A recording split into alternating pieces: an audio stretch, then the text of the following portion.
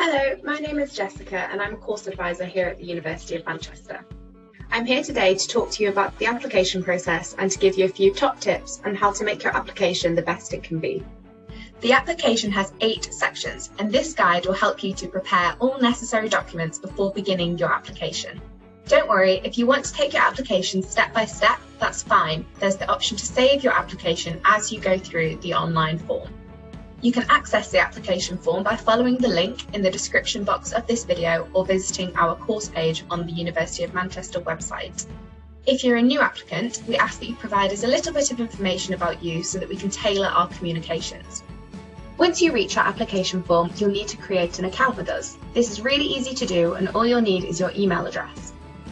You'll need to create a password and then fill in the security test on the right-hand side of the screen. You'll then be asked to re-enter your password and now you can log in. I recommend bookmarking this page for easy access.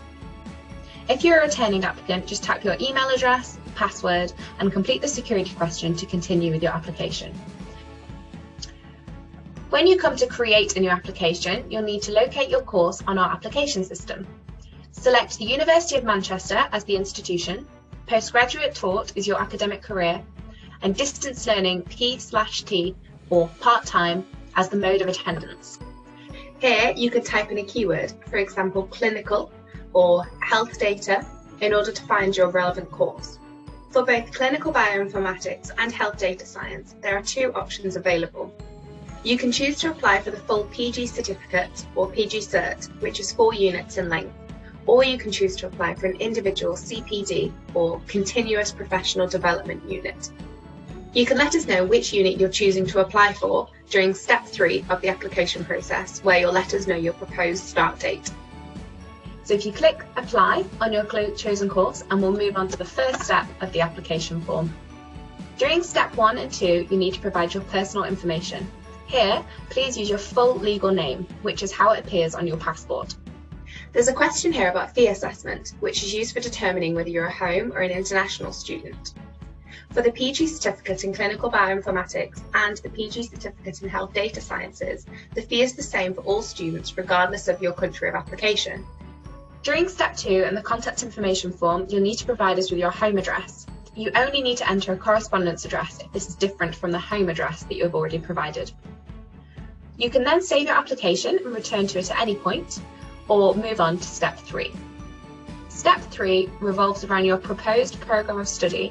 This step is where you can let us know your proposed start date. If you're applying for the PG certificate in clinical bioinformatics, this course begins in May, and you can choose during this section which year you would like to begin your course.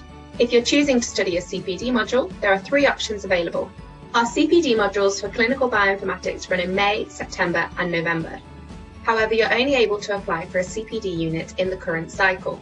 For example, if you're looking to apply for the September CPD module, you'll need to wait until that cycle has begun in the May of the same year before you can apply. If you're applying for the PG certificate in health data sciences, this course begins in September. Our CPD units for the PG certificate in health data sciences run in September, November and February. Similar to the PG certificate in clinical bioinformatics, you're only able to apply to CPD units within that cycle. The cycle for health data sciences runs from September to September, so if you're looking to apply for the November CPD module, you'll have to wait until the beginning of the cycle to apply. Moving on to step 4, we want to hear all about your educational history. We ask here for you to provide a detailed overview of your educational background, but you only need to complete the sections which apply to you. If you're not currently studying here, leave this section blank and move on to the first previous study section, where you can provide information about your most recent study and work backwards. Step 5 is all about your English proficiency and your other relevant qualifications. If English is not your first language, then please provide here the details of any recognised English language qualifications that you have obtained. We may accept different language tests, but they must have been taken in the past 2 years from the start of your course. This is just as much for your benefit as for ours, as we want to know that you'll be able to achieve highly on our courses. If you've completed any other professional qualifications, here's where you can include those. During step 6, we asked you to provide all relevant professional experience. So here you can provide details of your employment history to date. Step 7 asks for the information about your references. So we do ask for 2 references for your application. Normally this is 1 professional reference and 1 academic reference. Each referee will also need to complete the university's referee report form to accompany their reference letter. The link for this letter can be found in the description box of this video. So this 8th step is all about funding. Here we ask you to provide details of how you will fund your course. Internal funding is that which has been awarded by the University of Manchester. External funding is any other form of funding, including if you're a self-funded student. We've now reached the final step of the application process. This page is to be used to upload as many supporting documents as possible. This will speed up the application process as the admissions team can assess your whole application in one go rather than requesting further information. You will need to upload your original transcripts and certificates to this page. If your degree is not from the UK and you're unsure if you meet our entry requirements, please get in touch via email so we can discuss your eligibility for this course. We'll also need an updated copy of your CV, your reference letters, and where relevant, evidence of your English language proficiency. These will need to be translated if they aren't originally in English. Finally, you'll need your supporting statement, otherwise known as a personal statement or your motivation letter.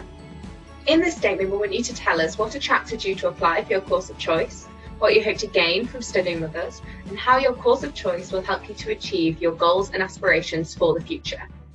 You could talk about previous work experience and how this ties in with your motivations for studying with us. You might have been working in a research-based role, in a lab for example, and have decided that you want to take your career in a different direction, towards a clinical or healthcare setting. If one of your motivations is developing a certain set of skills, such as programming or analysing large sets of data, then it would be a great idea to include this in your personal statement, so our admissions team can fully understand what you're looking to achieve from our courses. This statement does have a maximum word count of 500 words, so make sure that your statement is concise, clear, and to the point. If you have any further questions about the application process or your eligibility for this course, please send us an email at studyonline@manchester.ac.uk, and we'll be happy to get back to you and help you with your application. Thank you and best of luck.